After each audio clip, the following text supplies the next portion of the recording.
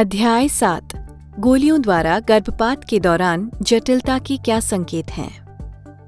हमारे पहले वीडियो में हमने चर्चा की थी कि गोलियों द्वारा गर्भपात के दौरान क्या होने की संभावना है, लेकिन आपके लिए ये भी समझना महत्वपूर्ण है कि गर्भपात प्रक्रिया के दौरान क्या सामान्य नहीं है।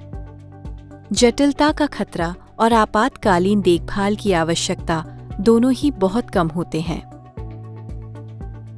गोलियों द्वारा गर्भपात करने वाली प्रत्येक 100 महिलाओं में से केवल 2 या 3 महिलाएं ही जटिलता का अनुभव करेंगी और 20,000 में केवल 1 को ही आपातकालीन चिकित्सा देखभाल की आवश्यकता होगी।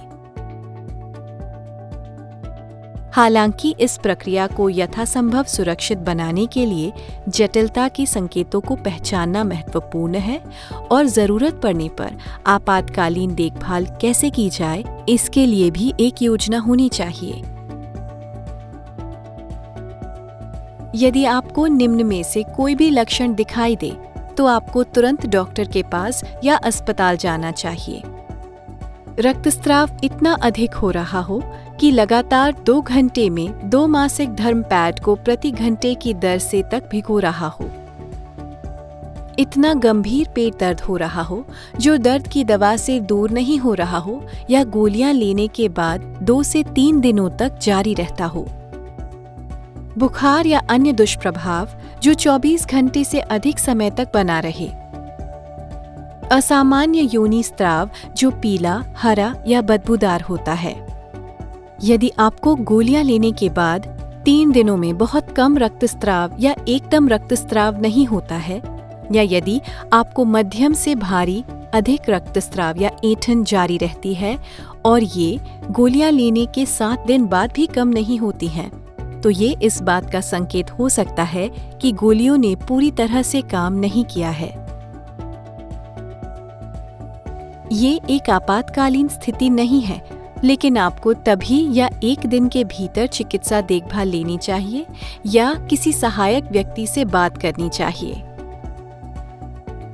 आप safetochoose.org, www.womenhelp.org या www.womenonweb.org जैसे विश्वसनीय ऑनलाइन स्रोतों से भी जानकारी और सहायता प्राप्त कर सकती हैं।